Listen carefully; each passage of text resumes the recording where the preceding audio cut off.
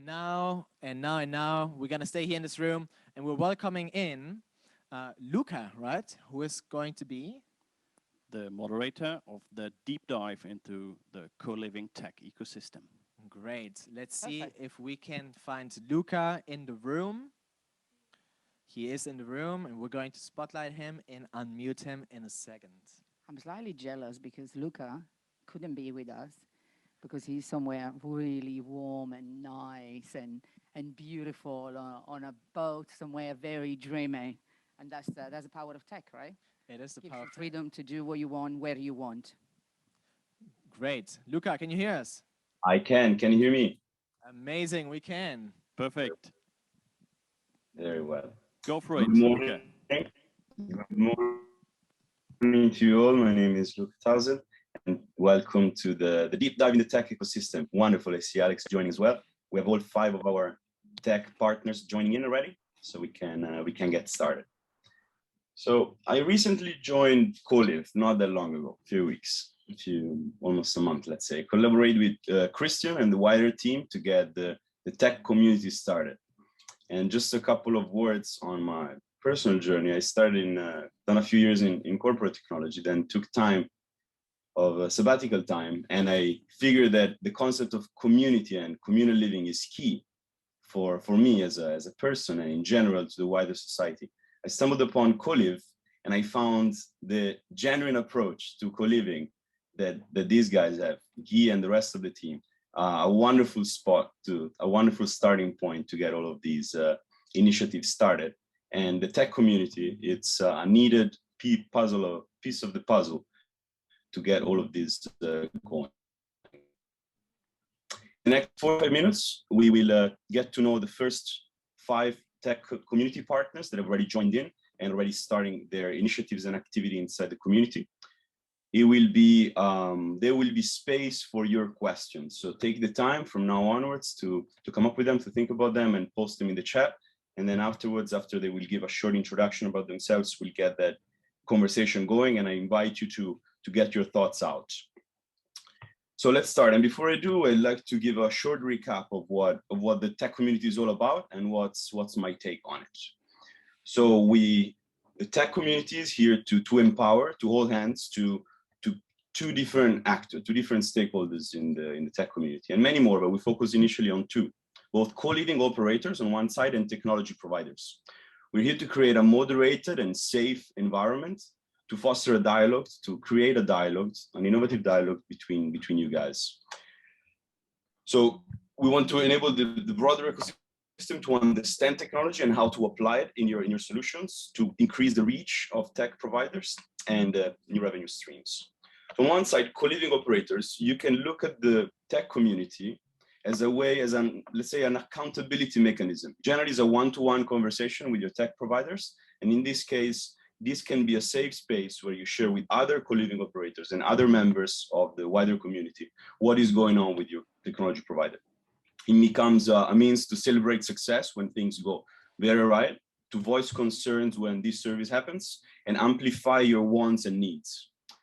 In the end, we're trying to aim at improving efficiency of your co-living spaces and improving the co-liver experience.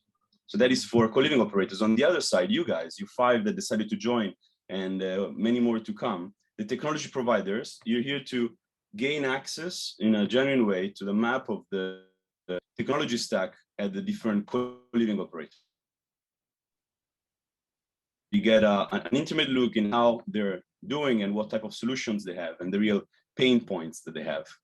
You're here to identify, if you like to join, and the 5 that already joined, to identify opportunities and define or refine your product strategy and spearhead integrations. As we were talking about community this morning with Gaetan and Guy, it's a way for you guys among yourselves to figure out what are the needs of the community and how do we integrate our solutions to make it orchestrated solution.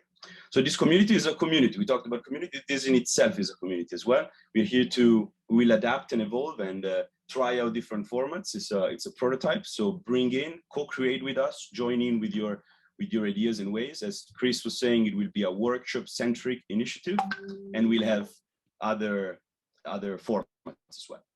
So we have five different partners, and I'd like to introduce you to each of them individually. First of them, I'd like to talk about how do you find the right co-living for you, the right place for you. And Oscar from Young Global Living is tackling this great challenge. On among the many, how do you find yours? The marketplace conversation. So please, Oscar, if you like, go for it. Yeah, thank you, Luca. First of all, great to be part of the tech community. Yeah, with Young Global Living, we are trying to build a platform for users for quite some time now. We know it's a challenge that if you want to find your perfect co-living space, it's a challenge with all the information everywhere in the world. This is sending to you as a user, this is a great space, this is a great space, this is a great space. But for us, there wasn't really one channel where you could really find your perfect place, what fits you best in San Francisco, but what also fits you best when you're in Stockholm or Helsinki. So there are so many different co-living spaces, different operators, different flavors of types of spaces. If you live very much alone or way more in the community. So what we did is we created a booking engine where I hope, and that's why we're also attending, that all the operators after this talk go to youngglobaliving.com and check out if it's also for them. So with all the operators connected to our marketplace, our users can find their perfect space. But where we did, that's what other people also do, but where we really differ from the rest is that we think that if you are going to co-live, more is needed than just the roof above your head. You have to pay for the roof. That means that you have to have a job. And also you're most likely not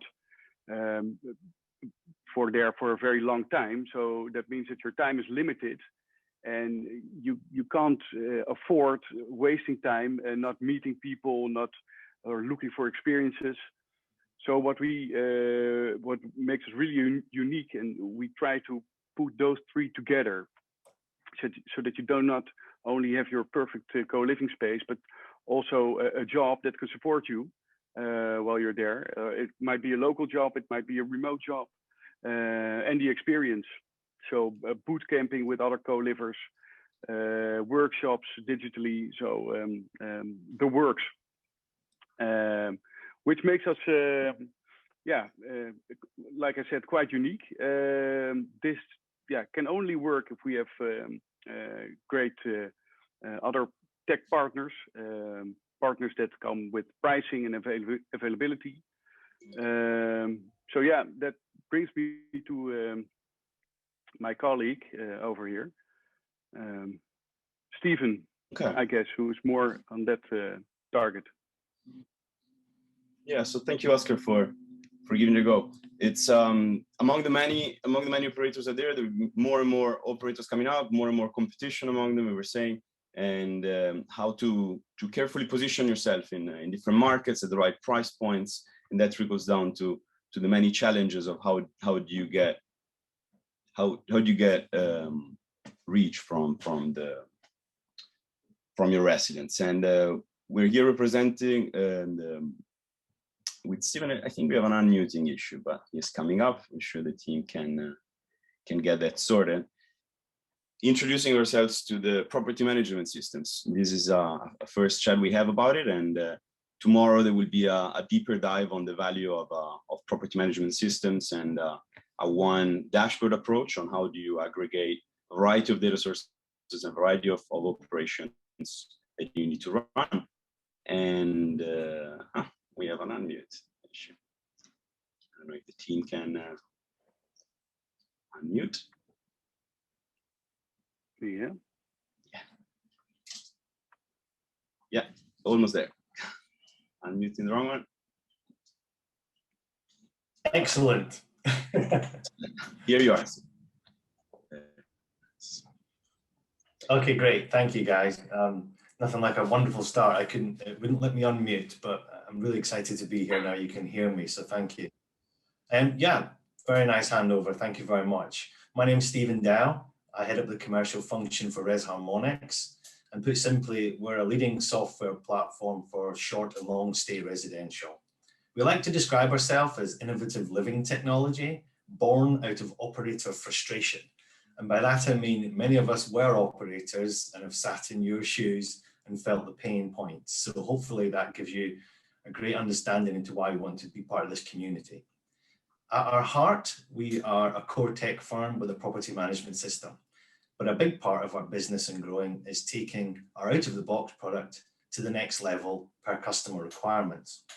We jumped on the cloud in 2016 very successfully and also headed down the road of many apps, guest apps, owner apps, operation, maintenance and cleaning, linking very much to our other speakers on the panel today as part of the overall ecosystem. We provide a toolbox that maximizes sales, a great guest experience, and reduces costs and adds in automation. Primary focus is service apartments, co-living and the build to rent sectors.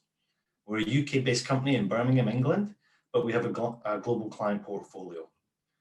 Today, as of this week, very excited to say we have just over 7,500 units live through our software. And once we complete this year's projects, we'll see it over 12,000 units by the end of 2021. I wanted to finish with this last bullet point before I talk about a quick area where we provide a solution or remove a pain point. And I was thinking about this last night a lot around the ecosystem subject. And in effect, I guess we are an all-in-one solution, and that's how our customers describe us, which is great. But I guess we're also our own little mini ecosystem as well.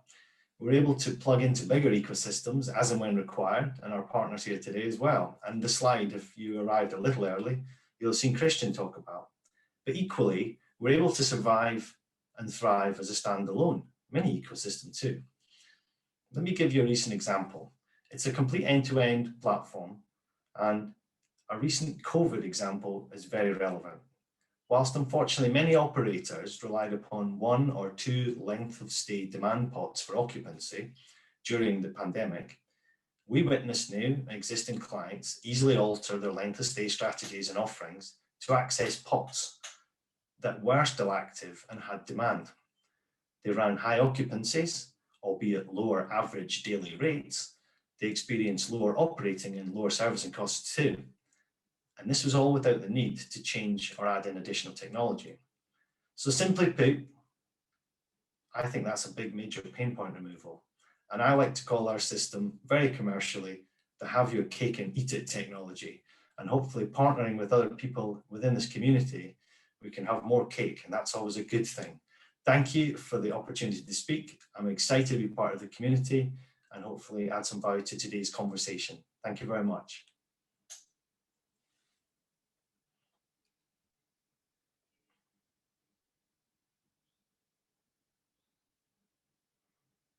Oh, Luca, you're muted.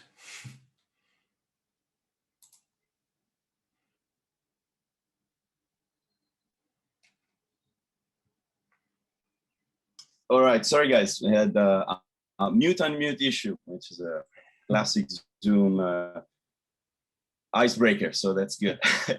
Okay, so up next I'd like to ask Alex from Salto Systems joining us. You see Salto is quite present in the system at Co-Liv, and one of the key ingredients to make a co-living successful. And how do you integrate this type of access technologies to the solution that Steve was talking about, for example? Alex, please go for it. Yes, thank you, Luca, and thank you guys. Great to be part of this Co-Liv Summit this year. So I hope that we'll have some interesting discussions today. Maybe first a little bit of an intro about Salto Systems and what we do. Salto Systems is a global access control provider. We offer electronic access control, which of course is an easy bridge to our partners, co-panelists here, and also the co-living community, where we try to make sure that we as an access control system fit in well with an entire ecosystem. And we do that in a couple of ways. So in the next slide, you'll see what we offer. So Salto as a company obviously manufactures locks, but we also have technology platforms to leverage those logs and to connect those logs and to make them a part of a bigger ecosystem. We do that in a variety of markets and verticals, and co-living is one for us that we are really excited about. We see that co-living as a market is pushing the envelope, but we also see that in co-living there is a sort of unique challenges, I would say, that we are facing now, and that we leverage our partners, my co-panelists again here on this meeting, for example, that we work together in order to make that best experience, to make the best experience for operators and for users alike. On the next slide, you see a little bit about what we offer in terms of a technology platform. So today in focus are two of our technology platforms. One is on-premise and one is cloud.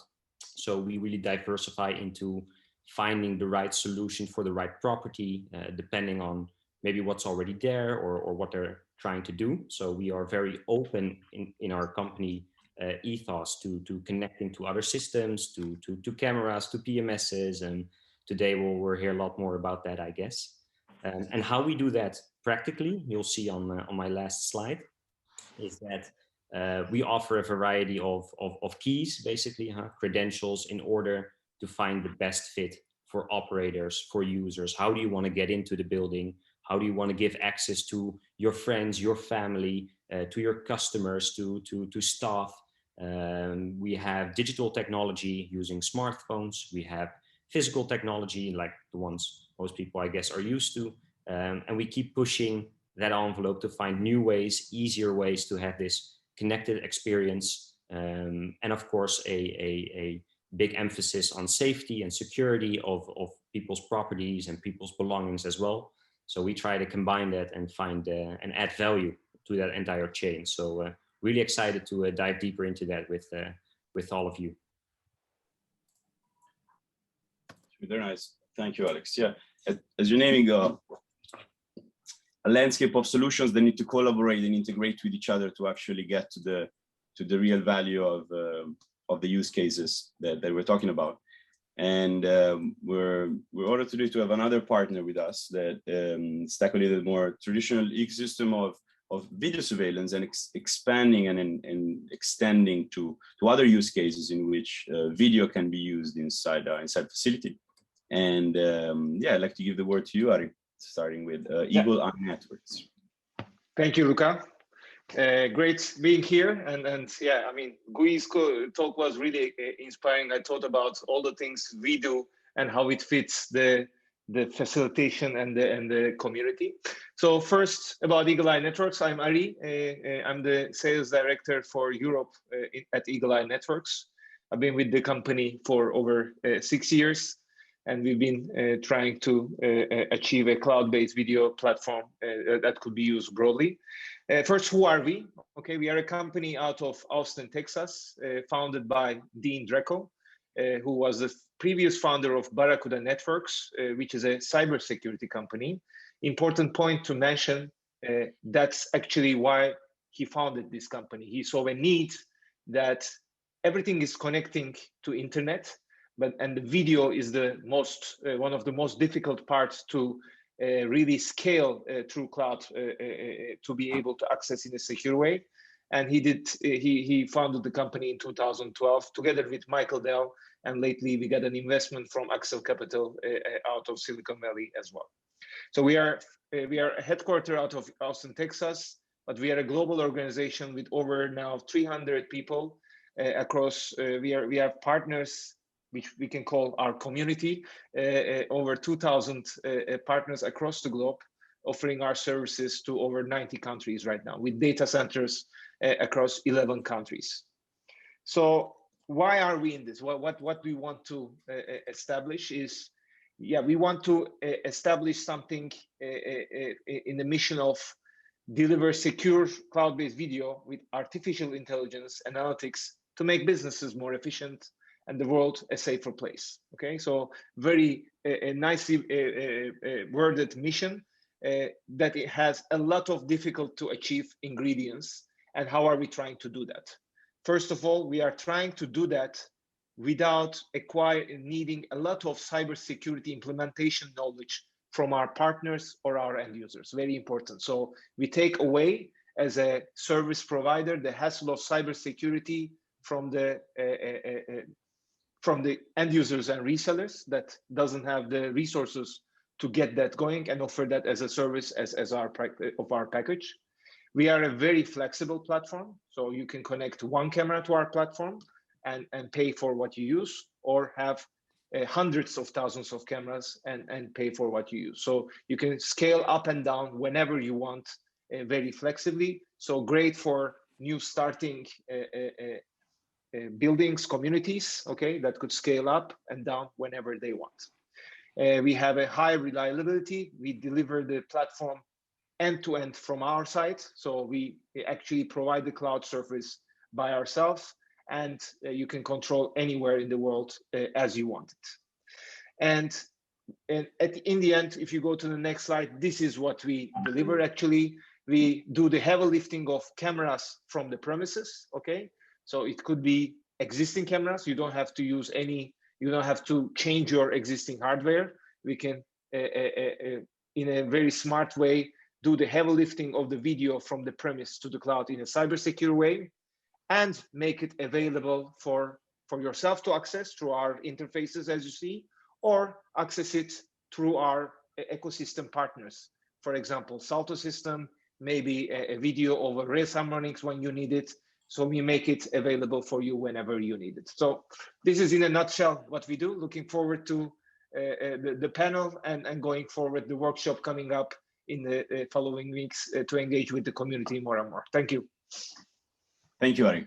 Thank you, Ari. So each of these building blocks then play a role together, and we shouldn't forget of any item that you have inside your co-living. Any part of the journey can be made smart and can be improved in its operations and in the way that it fits into a wider ecosystem of solutions. And one of them is well, the laundry services. And I'd like to invite Dimitri to shine a light on what can we do with laundry service differently than what we did traditionally. Yeah. Thank you, Lucas, for the introduction, and thank you all the team for before. So I'm just here to talk about laundries for co-living, and first I think it's important to introduce Washin and what we do. Today we are a leading company of laundries in Europe, and we are operating all around the world. We are able to operate our business whenever you want, because today we have hundreds of laundries installed with our own unique mobile app, allowing us to connect laundries. But we can ask ourselves, why connect laundries? Because today people can do what they want from mobile app, and I think it's very important today for the new way of life of our new generations, of course, to live and to get all data and all details on mobile phone. Of course, all has to be connected today. Moreover, the fact to put laundries in co-living spaces is really important, because the main problem we need to face for the future is how to accommodate billions of people with less spaces. Sharing and not owning is a way of thinking, but I'm pretty sure that's a true solution. Important word for the co-living is using and not owning. Today, not everyone has a private washer dryer at home. That's why a common IoT laundries is a true need. And today people want a personalized offer. That's why we need to offer to people to get laundries and more, to get a way to wash easily. But what is Washin and what Washin offers to co-living operators? Washin, next slide, please, sorry. So Washin is one mobile app unique on the market. On our app, you can book a few minutes before your washer. You can choose your programs and pay and start machine. You can access your historical payment, ask Washin if question, get details on question and answer. And sorry, Luca, can you go to the next slide, please? Thanks. One company all around the world and one partnership for all your co-living spaces. You have multiple payments. You can pay through Google Pay, Apple Pay, Lydia, banking card, and some other. Direct access to turnover and details, because for us, the most important is to be transparent and to give you all details you need. We have a CSR approach with a strong strategic carbon and after sales service, cross-platform, work execution plan, quick setup. Washing is a global solution without investment from your side, and we do all for you, okay? So our way to work is easy. You talk to us about your project and we cope with it from the very beginning to the ending, and after every day with final user. We operate the laundry for you, and I think today that have connected laundry for co-living spaces is really important, because co-living is a way to live with people, to share more than own. On one end, it enables people to have a true human experience. On the other end, people can access services they would not be able to on their own. Washin and me are really proud to introduce our new local solution for the future of co-living, where people will be able to wash and dry themselves on the mobile app, and people will be able to use our laundry locker through mobile app to, if they don't want to wash themselves. That's it. Nice. Thank you, Dimitri. So as you can see, the 5 different partners today in the room and in the community, in the ecosystem, and that's our starting point. We're launching it today. As we were saying before, if you'd like to post any questions for the panelists to get your thoughts out and to get your question there, please do. Okay. I have a couple of thoughts I'd like to further investigate. I'd say so Steve, for example, we're talking about property management systems and the wider set of solutions that you have. How did the conversation generally go with co-living? What is the most requested element of your solution from co-living, the one that makes a difference? I think for me the most popular one, I don't think it's just co-living actually. I think it's across all of our clients and interests and prospects. Everybody wants an end-to-end solution. They want a minimal amount of integrations that they have to either work through or to go and pay for politely. So it's about cost, absolutely. But I do think it needs to be an end-to-end journey, and they need to be able to receive that co-living guest on a nice inquiry and be able to track and follow those little breadcrumbs all the way through to whether they purchase, live, stay, leave, renew. And as long as they've got good tracking, and what I'm relating to is CRM is really important. So as long as there's good tracking, because at the back end, and this is the point I was starting with, everybody wants data. Everybody wants to see the whole lake. Everybody wants to drill it, show it the way they want to. So reporting is very, very key. And I think as long as you have a solid foundation within your environment for capturing and keeping your data valid and accurate, then you have excellent reporting as well. And you make that reporting easy for the users too. So they can see, as I say, when those renewals are coming up, when new products coming on board, opportunities to do upsells and ancillary revenues. So I think data is still king, unfortunately, which is a common conference answer, I know.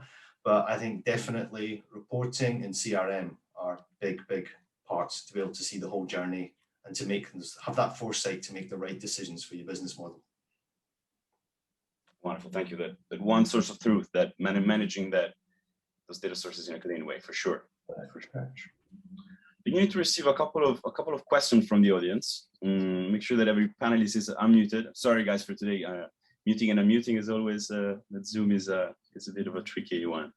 And we get even harder on unmuting a member of the audience to ask yourself the question, if that's feasible. If it takes long, then I'll read the question out.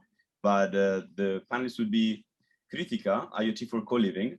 If Virginia, you could unmute him, it might take a bit to search for him on the attendee list. Or so as we do that, we keep that as a next question. I'd like to dig into another one, something that makes me very curious for you, Oscar. We were talking about the marketplace and how to find the right co-living for you. But before onboarding, where do you think? Way before entering the space, where do you think it begins, the journey for a co-liver, and how can you help with your solution to go through that process and that journey? Yeah. Of course, you need to have a clear picture for yourself as a user, how to what kind of place you are entering. So we also thought about that solution. Technology helps us a lot. Zoom actually helps us a lot with this thing. So actually COVID helps a bit, not a lot, but a bit. It's very common to have these kind of interviews. So what we are trying to develop is a stage where you can, as an operator, talk to your possible tenant, have an interview. The tenant can see a dollhouse of the space. So when he arrives at the space, it's 95% familiar for him. He can upload his documents. So arriving is just a formality, so to say, and that really helps making the world smaller and making it easier to board a new place to live. Absolutely. Right. Thank you for that. I'll read out the question from Kritika from IoT for Co-Living, and the question is for Ari around video management systems, and the question is, how do you tackle privacy concerns regarding camera placement inside the property, and who should be most worried?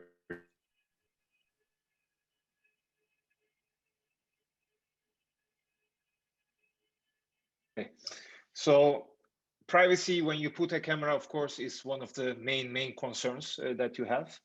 Typically, of course, as the platform provider, we don't get to decide where you want to or need to put the cameras. But typically in a co-living environment, where you put the cameras is either for security around the premises or around areas where are commonly used rather than private areas.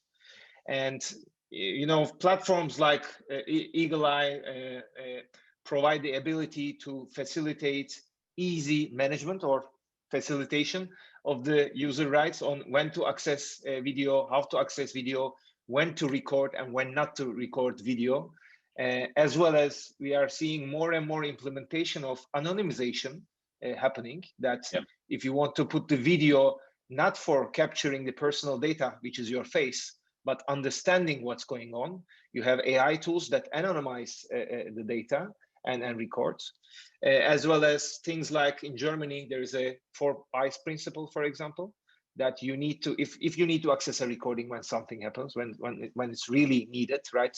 Gui mentioned a couple of instances that you have to watch out for, right? It's inevitable where humans get together. And when this happens and you want to solve, you can implement things like 4 eyes principle to access the recording, that people are feeling secure that the video is not accessing any other way. Okay, so that's a couple of things that we do. There is actually in Europe, especially the GDPR law, where if you're recording any kind of personal data, and video is a personal data, you're recording the face image of person, then you have to actually be obliged to comply with it. And it's things like encrypting video, knowing who accessed when and what, and having a full audit capacity of that, okay? Being able to apply to request that I want it to be deleted. All these things are things that technology is providing, okay? Which legacy technology, if you have, like a DVR, you will have difficulty complying and operating and facilitating for your community. And that will definitely help with the part of Kritika's question, how is the acceptance rate, and these types of details and ways of deploying a solution help out in acceptance rates and having understood that it works. Alex, if I could bring you in, how does that link with access control systems? And you also have concerns on privacy and how people use a space. Yeah, definitely. I mean, we work together with camera solutions to, for example, grant access, right? To recognize people and to open doors. Some people might want to have that kind of two-factor authentication, if you will, right? Where you have a key, but at the same time, you also need to be verified by a camera, or somebody needs to look at you from a control center in order to unlock the door. And we do that in a variety of ways. So we make sure that at all times somebody is aware of who is opening that door. Let's say you're an operator in a co-living space. You want to be able to track who went into your property, who went into the room, and see what happens in your space. So cameras can play a very important role in that, but indeed we have to keep in mind that everything happens in a secure and a private way. We even have instances in our markets where people are in a control center or security center looking at video feed when prompted, and then use the Salto lock to remotely open that from the control center. So for the user standing in front of a door, it's not even evident that somebody's opening the door for them, right? It's kind of a seamless thing almost. So these kind of use cases are common, and I think are important moving forward. And I think having a camera be part of a ecosystem, just like the locks, just like a system that's running in the background, is becoming more and more important to have those intertwined, right? I mean, you don't want to have a breach in your space and then retroactively have to look at maybe camera footage to see what's wrong. I mean, I know Eagle Eye does, and I know that Salto works in a way where you can almost real time or be notified of these things happening. And I think that's the biggest game changer that we've seen lately, of getting those completely connected security solutions. Absolutely. Yeah, thank you. Okay, we'll switch to a different domain, different set. I wanted to ask Dimitri, why should washing be brought in from the very beginning of a user journey? Or can you try to convince us of how each of these solutions need to be thought through at the very beginning of a project and not while it's running already, if that could be a point? Yeah, of course. I think that all has to be, I think, at the very beginning of a project. I will take the example of the laundry room because it's the one I know, but it's the most frequented places by the residents. Today, when we put a laundry, 70% of our people inside co-living spaces use our laundries. So that's really important. We became aware about the importance of making welcoming and beautiful laundry room. That's the reason why we work directly with the architects and designer. We have the mission to make them unique and attractive. Okay, sorry, there is an echo. Moreover, it's also imperative to take time to prepare the project in order to make the work execution plan, water and the electricity connection. Therefore, all of this preparation we make of the laundry rooms. Okay, we need to make them with an attractive and cozy place for the people, a functional washing machine, of course, and dryers, and then generate more and more money, because I think it's important. In the past, laundries were in the basement for the first project we had. It was a kind of shame to get a laundry near living spaces, and I think it's common to all services today. Today, all our new projects we find that we need to facilitate the way of life of people, adjusting our solution to the place and other services. Moreover, it's really important to understand that when we implement a new service, a new laundry, a new food service, for example, we don't choose it conveniently. We need to think about all common services around the true human experience that we need to create: the working space, the living space, the food space, the movie space, the laundry space, and others. So we really need to think together about our customer journey. People need to get it with minimum effort. And I think that co-living is a mix between sharing and facilitating. To sum up, like I said before, the more time we get to prepare the project, the more the laundry room and all other services, of course, will be effective, attractive, and the more we will make a good business out of it. Thank you. Yeah. Maybe another question from the audience that sounds very interesting from my young, about the complexity of customization requirements and how co-living players can get very nitty-gritty and customize very much that. So how do you, anybody from the panel that like to take this on customization requirements, and when does it become too much of customizing solutions? And how do you deal with those requests? I'm guessing it might be me. Steven, it's you, I think. It's definitely you. Good to know when you're up, isn't it? I think, you know, it's definitely different to every client, but it's something that's, how would I describe it? I think the reality today is everybody wants to have a unique guest experience and a unique guest journey, and they want their brand to have something that's different. I think there's still fundamentals at the heart of co-living. I've been fortunate to work in the industry. I've been fortunate to live in some of the largest operators' properties and experience it firsthand. And this community is obviously at heart. We all know that. Experience is at heart, and that kind of family feel a home within a home. But I think when it comes to designing it, it comes down to good organization. It comes down to research. It comes down to working closely with your partners. It's ultimately a good, solid business plan. And we do it today. We have, and I mentioned it on the first slide without being too corny, but we have people that just use our core tech. And then I mentioned Core Plus, and that has to be meticulously planned, meticulously scoped out, measured, forecasted, de-risked, and really put into a hand-holding project to ensure it's successful. And we help clients do that type of research, and often they can be headed down the wrong path. So I think it's got to be a two-way open relationship, so you can feed back to the client too that you're possibly heading in the wrong direction here, guys, and come back to the mothership and let's see what we can do, or there may actually be a path of less resistance. So I think it's a two-way conversation, but I think it's about meticulous planning and solid research.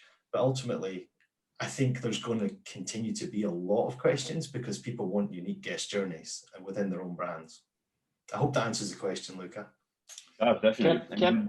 Can I add to that? I think if you're, I mean, what we are experiencing is we are seeing these customizations happening. Okay, we are lucky as a platform provider that people do it using our APIs to do that. Okay, and when we see an uptick on those kind of customized solution being used a lot, we tend to say, oh, if this is being used, this is being adapted.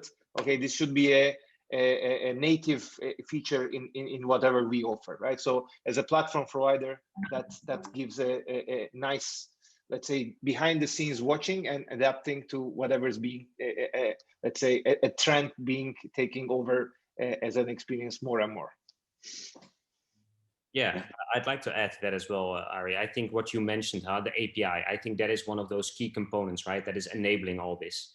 Nowadays, we have the tools to our disposal to develop using and integrate using these APIs, right? Have an open approach, have an open ecosystem, allow operators, allow these customers to be able to use those systems to make it fit into their own journey. We don't have any more proprietary protocols or development for these kind of things where we just say, okay, we're going to build this for you and nobody else will be able to use it, right? So we built this once, it's there and it's done. I think nowadays we are much more into, okay, we have these APIs, we've got these open protocols that allow you to customize and to tailor the solution to what you want. But at the same time, it is what everybody can do, right? It's no longer a question of doing it for one customer. We have the tools to do this generically. And I think that answers the question of, do they have a lot of questions for customization? Yes, but that is not a problem of the question. I think it's that us as vendors, as suppliers, should keep up with these trends and allow these easy ways for people to customize things and to have the tools, because else, yeah, you're going to fall behind and you're not going to be able to answer to these requests that are there. So again, it's about sharing your information. Which tools are there available for you as a co-living space?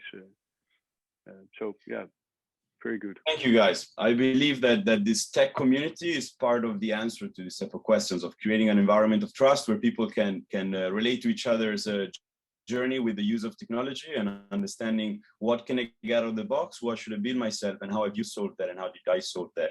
And these type of conversations can happen in this motivated and safe environment. In the last minute that we have, I'd like very briefly, very synthetic, each of you guys, if you'd like, in maybe one sentence, what would be your recommendation and tip to somebody setting up a co-living space and facing this tech landscape challenge? What would be your one recommendation? Yeah, you should sign up by Young Global Living.